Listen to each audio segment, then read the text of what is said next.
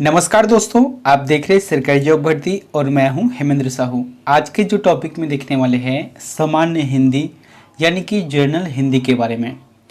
देखो, छत्तीसगढ़ में आप किसी भी एग्ज़ाम की तैयारी करो, चाहे सीजी टेट का हो, चाहे सीजी टीचर भर्ती का हो, या हॉस्टल वार्डन का हो, या पुलिस कांस्टेबल का हो, या अभी आबाकारी जो आरक्षक आने वाला है, या स्वास्थ्य विभाग में अलग से पोस्ट खुलने वाला है, तो आप एग्ज़ाम की तैयारी करो, उसमें से हिंदी का जो टॉपिक है कंपलसरी है, आता है, चाहे वहाँ 10 नंबर का हो या 20 नंबर का हो या 5 नंबर का हो, उसमें पूछा ही जाता है। तो आज जो टॉपिक देखने वाले हैं संज्ञा और उसके भेद को देखने वाले हैं। और ये टॉपिक के बारे में कुछ कहना चाहता हूँ कि ये टॉपिक को पूरी तरह से अगर आप देख लेते हो, हालांकि इसमें लगभग 20 ही क्वेश्चन हैं जो कि एमसीक्यू रूप में हैं और कुछ इसके डिटेल है। तो इस वीडियो को अगर देख लेते हो तो निश्चित तौर पे आपके कभी भी एग्जाम होगा उसमें अगर संज्ञा से संबंधित यानी कि नाउन से संबंधित प्रश्न आ जाता है तो आपसे 100% यहाँ बन जाएगा। इसलिए आप इस वीडियो को शुरू से लेकर अंतिम तक जरूर देखें और लास्ट में एक क्वेश्चन आप लोगों के लिए होमवर्क रहते हैं तो उसका आंसर में कमेंट बॉक्स पर जाकर जरूर बताएं। तो चलते यहाँ पर वीडियो की तरफ। अगर आप हमारे चैनल पर नए हो तो चैनल को सब्सक्राइब कर दीजिएगा और बेल आइकन को जरूर दबा देना। और ऐसे भी इसका पीडीएफ तो मैं आपको फ्री में देता हूँ। कई लोग पूछते हैं कि सर इसका लिंक कहाँ पर है, यानी कि टेलीग्राम लिंक कहाँ पर है। तो अपने जैसे कि वीडियो देख रहे हो तो नीचे में डिस्क्रिप्शन बॉक्स है, वहाँ पर जाना, वहाँ पर इसका लिंक दिया हुआ है, आप जाके देख सकते हो। ठीक है, तो चलते हैं वीडियो की तरफ। सर्वप्रथम यहाँ पर देखते हैं संज्ञा की परिभाषा। संज्ञा हम किसे कहते हैं? क्या लिखे हैं? किसी व्यक्ति, प्राणी, वस्तु, पदार्थ, स्थान, भाव अथवा दशा के नाम को ही संज्ञा कहते हैं। या फिर इसे ही हम ऐसे बोल सकते हैं कि किसी व्यक्ति यानी कि खास व्यक्ति, खास प्राणी, खास वस्तु, खास पदार्थ, खास स्थान, खास भाव है या खास दशा के नाम को हम संज्ञा कह सकते हैं। अब ये खास क्यों बोल रहा हूँ वो आपको नीचे क्वेश्चन में पता चल जाएगा। ठीक है, तो संज्ञा के भेद कितने होते हैं? संज्ञा मुख्यतः रूप से 5 भेद होते हैं, यानी कि इनके 5 प्रकार होते हैं। पहला जो प्रकार होता है वहाँ व्यक्तिवाचक संज्ञा होता है। ठीक है, सर्वप्रथम जो आता है वहाँ व्यक्तिवाचक संज्ञा, यानी कि जिस शब्द में किसी व्यक्ति, वस्तु, स्थान, भाव का बोध होता है उसे व्यक्तिवाचक संज्ञा कहते हैं। जैसे कि राम हो गया, है ना, कुर्सी हो गया, पटना हो गया, हिमालय है, भारत है, अमेरिका है, ये सभी क्या है? व्यक्तिवाचक संज्ञा के अंतर्गत आता है। समझ गए यहाँ पर? दूसरा ये क्या है? जातिवाचक संज्ञा। तो जातिवाचक संज्ञा क्यों जो है जिस शब्द में किसी जाति के सभी व्यक्तियों, वस्तुओं, स्थानों का बोध होता है उसे जातिवाचक संज्ञा कहते हैं। जैसे कि गाय, लड़का, लड़की, कुत्ता, पशु, फूल आदि, ये जितने भी शब्द हैं ना वह जातिवाचक संज्ञा के अंतर्गत आता है। ठीक है, तीसरा क्या है? समूहवाचक संज्ञा। तो जिस शब्द में समूह या झुंड का बोध होता है उसे कहा जाता है समूहवाचक संज्ञा कहा जाता है। जैसे कि सेना हो गया, भीड़ हो गया, वर्ग, सभा, गुच्छा। जैसे कि अंगूर है, अंगूर का क्या होता है? गुच्छा, तो वो भी एक क्या आ जाएगा? समूहवाचक में आ जाता है। जहाँ पर मेला मड़ई लगता है, भीड़ लगता है, सभा होता है, ये सभी क्या है? इसी के अंतर्गत आता है। ठीक है, उसके बाद है चौथा में द्रव्यवाचक संज्ञा। तो द्रव्यवाचक संज्ञा मतलब जिन वस्तुओं को नापा तौला जा सके ऐसी वस्तुओं के नाम को द्रव्यवाचक संज्ञा कहते हैं। जैसे कि पानी को नाप सकते हैं, दूध को नाप तौल कर सकते हैं, घी को कर सकते हैं, तेल है, सोना चांदी को भी नाप तौल कर सकते हैं। ठीक है, और चावल है, खाद्य पदार्थ है, गेहूं है, ये सभी क्या है? द्रव्यवाचक संज्ञा के अंतर्गत आपको देखने को मिलता है। फिर अंतिम में जो आता है वहाँ भाववाचक संज्ञा है। तो भाववाचक संज्ञा यानी कि जिस शब्द से किसी वस्तु या व्यक्ति के गुण, दोष, दशा आदि का पता चलता है उसे भाववाचक संज्ञा कहते हैं। क्या बोला गया है? कि जिस शब्द से किसी वस्तु या व्यक्ति के गुण, दोष, दशा आदि का पता चलता है उसे भाववाचक संज्ञा कहते हैं। इसका आंसर आ जाएगा यहाँ पर। जैसे कि उदाहरण कौन कौन से हैं? बुढ़ापा, एक तो होता है बूढ़ा व्यक्ति, लेकिन बुढ़ापा क्या है? भाववाचक है। ईमानदारी ये भी भाव है, चतुराई, प्रेम, मिठास, सुंदरता ये भी सभी क्या है, भाववाचक के अंतर्गत आता है। जैसे कि मैंने यहाँ पर एक चीज बताया था, जैसे कि ये क्या है, पशु है, पशु क्या है, जातिवाचक संज्ञा है। लेकिन अगर पशुता शब्द जुड़ता है, अंतिमता आ जाता है, तो ये क्या हो जाता है, भाववाचक संज्ञा के अंतर्गत आ जाते हैं। ठीक है, तो यहाँ पर मैंने बता दिया है कुल मिलाकर संज्ञा 5 प्रकार के होते हैं, इनके 5 भेद होते हैं जो कि आपको याद रखना है। कौन कौन से हैं, जातिवाचक है, व्यक्तिवाचक है, समूहवाचक है, द्रव्यवाचक है, अंतिम में भाववाचक होता है। अब चलते हैं इनके 20 महत्वपूर्ण क्वेश्चन आंसर। आप इसका आंसर स्वयं से लगाने का प्रयास करें। यहां पर देखते हैं पहला प्रश्न, कुंज में संज्ञा शब्द का भेद बताएं। क्या लिखा है, कुंज में। कभी कभी हमको ना हिंदी का जो है जो शब्द रहते हैं ना, उनका पर्यायवाची शब्दों को भी जानना रहता है, उसका मतलब होता क्या है। अब यहाँ पर लिखा है कुंज में संज्ञा शब्द का भेद आपको बताना है, जातिवाचक है कि समूहवाचक है कि भाववाचक है। सही जवाब क्या होगा इसका, समूहवाचक रहेगा। अब देखो कुंज मतलब क्या होता है, इसे हम कुंज भी बोल सकते हैं, गुच्छा भी बोल सकते हैं या झुंड बोल सकते हैं। तो इसका आंसर आ जाएगा समूह, क्योंकि ये कुंज मतलब या गुच्छा है, तो ये किस में रहते हैं, समूह में रहता है, बहुत सारा रहते हैं, तो इसे ही कहा जाता है समूहवाचक संज्ञा के उदाहरण। दूसरा प्रश्न है,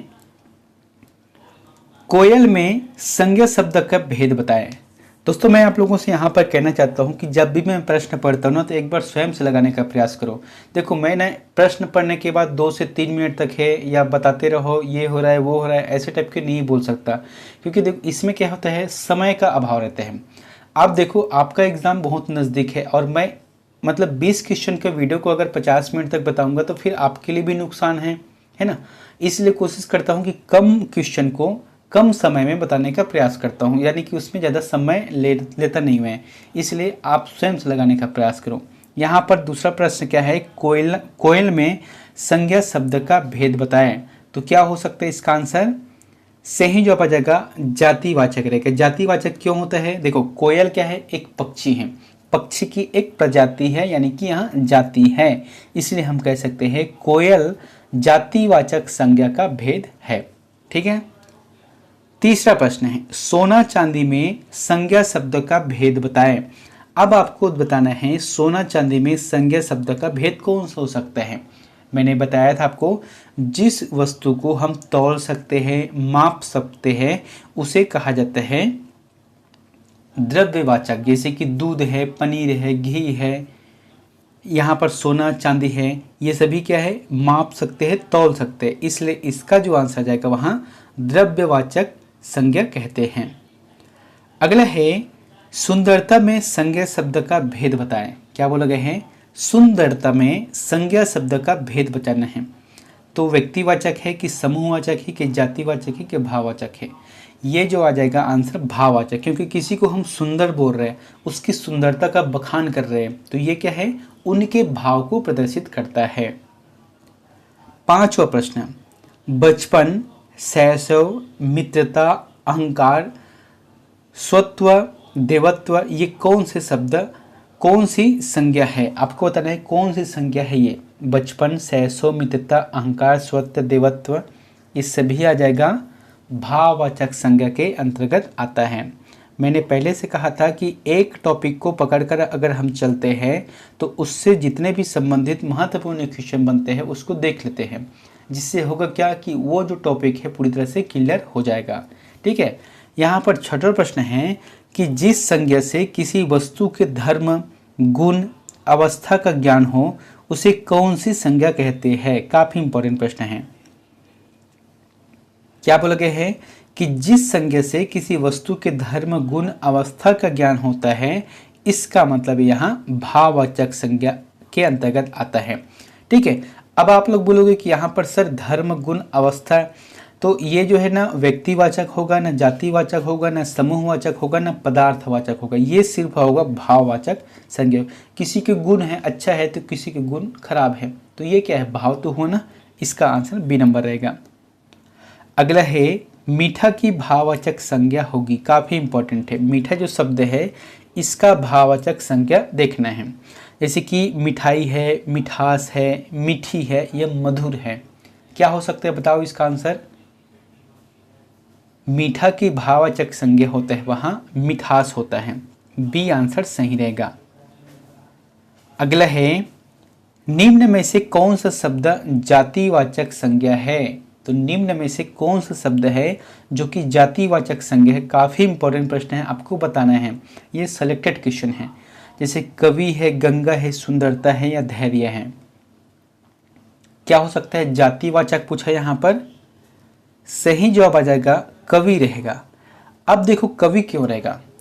कवि कौन हो सकता है? एक इंसान ही हो सकता है, लेकिन उसमें से जैसे कि 10 लोग हैं तो 10 लोग में से सभी के सभी कवि नहीं होते, एक आध कवि हो सकते हैं, यानी कि कवियों का एक जाति है।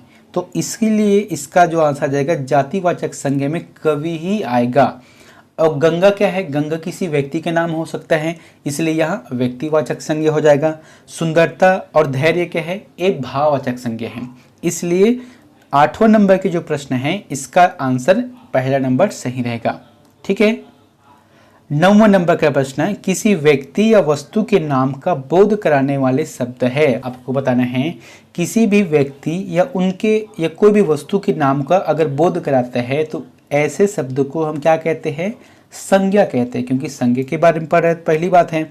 दूसरी बात है व्यक्ति या वस्तु या स्थान है ना, तो ये सभी क्या है? संज्ञा के अंतर्गत आता है, संज्ञा शब्द में बनता है। आंसर आ जाएगा बी नंबर का रहेगा।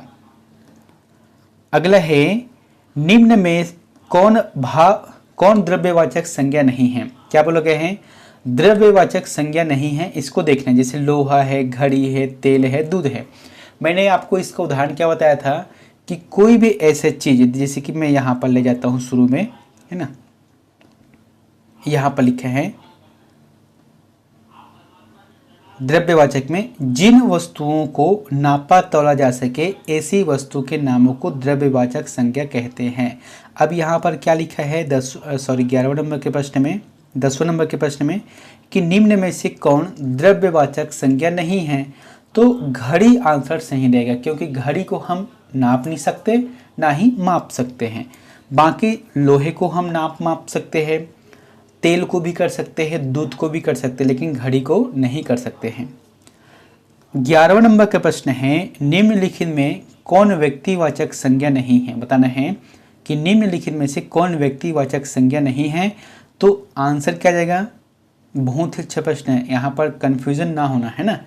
अब देखो इसमें क्या बोला गया है, व्यक्तिवाचक संज्ञा नहीं है, इसका मतलब है आंसर आ जाएगा डकैती। डकैती जो है व्यक्तिवाचक संज्ञा नहीं है। क्यों नहीं है? देखो पानीपत का प्रथम युद्ध, ये क्या है? किसी स्थान को इंगित कर रहा है, यानी कि यहाँ व्यक्तिवाचक संज्ञा है ना। शुरू में बताया था किसी व्यक्ति का नाम है, किसी स्थान है या जगह का नाम है, ये सभी क्या आ जाएगा? व्यक्तिवाचक में आता है। मंगलवार, ये क्या है? दिन के नाम आ रहा है।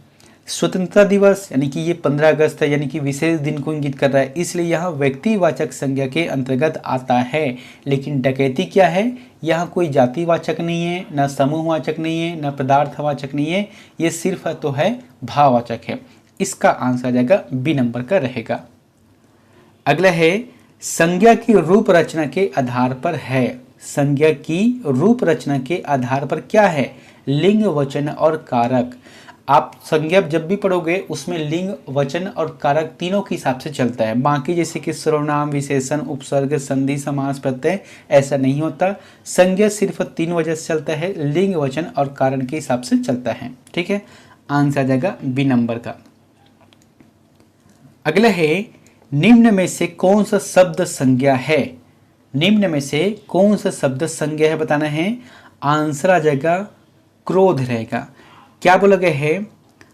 शब्द संज्ञा है। ये जो क्रोध शब्द है वहां भाववाचक संज्ञा है ना। किसी को हम क्रोध करते हैं तो ये भाववाचक संज्ञा आ जाते हैं। अब यहाँ पर आप लोग बोलोगे कि क्रोधी भी है, क्रोधित भी है, ये क्रुद्ध भी है, तो ये सभी संज्ञा के अंतर्गत नहीं आता है, लेकिन क्रोध जो शब्द है वहां भाववाचक संज्ञा के अंतर्गत आता है। अगला है, निम्न शब्दों में से कौन सा शब्द पुरुषवाचक सर्वनाम के अंतर्गत रखा जा सकता है? तो निम्न में से कौन सा शब्द है पुरुषवाचक सर्वनाम के अंतर्गत रखा जा सकता है? बहुत ही अच्छा प्रश्न है। तो इसका आंसर जाएगा हम रहेगा। हम जो है वह सर्वनाम है किसका? पुरुषवाचक का। ठीक है, तो इसका आंसर क्या जाएगा? हम रहेगा। अगला है इनमें व्यक्तिवाचक संज्ञा कौन सी है? तो इनमें से जो है चारों में से व्यक्तिवाचक संज्ञा कौन सी? जैसे कि मांडवी है, घरेलू है, भला है, स्वतंत्र है। तो आंसर क्या जाएगा? मांडवी। मांडवी जो है किसी महिला का नाम होता है ना? आपको पता ही होगा, रामायण में आता है मांडवी का। तो जो महिला का नाम रहता है वह मांडवी रहता है, इसलिए हम कह सकते हैं कि व्यक्तिवाचक जो संज्ञा है वहाँ मांडवी है। बाकी इसका आंसर नहीं रहेगा, ए नंबर सही है। अगला है निम्नलिखित में व्यक्तिवाचक संज्ञा है। निम्नलिखित में से व्यक्तिवाचक संज्ञा है तो कौन से हैं? जैसे कि मनुष्य है, कि काशी है, कि घर है, कि पहाड़ है। मैंने बताया था शुरू में, आंसर क्या जाएगा? काशी रहेगा। काशी किसी व्यक्ति का नाम होता है। ठीक है। दूसरी बात है, काशी जो है किसी वस्तु मतलब जैसे कि यहाँ पर मैंने बताया था, शुरू में बता रहा हूँ फिर से, है ना। ये देखो, पहला व्यक्तिवाचक संज्ञा में जिस शब्द में किसी व्यक्ति, वस्तु, स्थान, भाव का बोध होता है, यानी कि यहाँ पर क्या है? एक तो काशी विश्वनाथ, हमको पता है कि वो क्या है? एक स्थान भी है, या ऐसे भी बोल सकते ये किसी व्यक्ति का नाम भी होता है। इसलिए इसका जो आंसर क्या जाएगा? बी नंबर का सही रहेगा। अगला है यह घोड़ा अच्छा है, वाक्य में यह क्या है? क्या बोला गया है?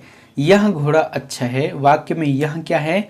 तो ये आ जाएगा सर्वनामिक विशेषण। हालांकि देखो, घोड़ा लिखा है, ये किसी मतलब पशु को संकेत कर रहा है, किसी जाति को संकेत कर रहा है, लेकिन यहाँ पर जो यह शब्द के बारे में ही पूछा है, इसका मतलब ये क्या है? सर्वनाम है। लेकिन सर्वनाम कैसा? यह घोड़ा अच्छा है, यानी कि इनकी विशेषता बता रहा है, इसलिए सर्वनामिक विशेषण आंसर सही रहेगा। अगला है जिस संज्ञा से किसी वस्तु के धर्म, गुण अथवा अवस्था का ज्ञान हो उसे कौन सी संज्ञा कहते हैं? कहने का मतलब क्या है? किसी वस्तु के धर्म, गुण, अवस्था का ज्ञान हो उसे कौन सी संज्ञा कहते हैं? ये आ जाएगा भाववाचक। ठीक है, भाववाचक संज्ञा कहते हैं। अगला है अर्थ के विचार से संज्ञा कितने प्रकार के होते हैं? तो मैंने आपको शुरू से बताया था कि अर्थ के विचार से या अर्थ के दृष्टिकोण से या संज्ञा के कितने भेद होते हैं? तो आंसर आ जाएगा बी नंबर। 5 प्रकार के यहाँ होते हैं। कौन कौन से होते हैं पता है ना आपको? व्यक्तिवाचक है, जातिवाचक है, भाववाचक है, पदार्थवाचक है और समूहवाचक है। ठीक है। अगला है, ये प्रश्न आप लोगों के लिए होमवर्क है, तो इसका आंसर में प्लीज कमेंट बॉक्स पर जाकर जरूर बताएं। प्रश्न क्या बोला गया है? उचित की भाववाचक संज्ञा क्या होगी? क्या बोला गया है? उचित की भाववाचक संज्ञा क्या होगी? ऑप्शन यहाँ पर है उचितानुसार, औचित्य, उचित से या उवाच। इन चारों में से जो भी ऑप्शन आपको सही लगता है तो प्लीज़ हमें कमेंट बॉक्स पर जाकर जरूर कमेंट करें। मिलते हैं नेक्स्ट वीडियो में एक नई जानकारी के साथ। Thank you.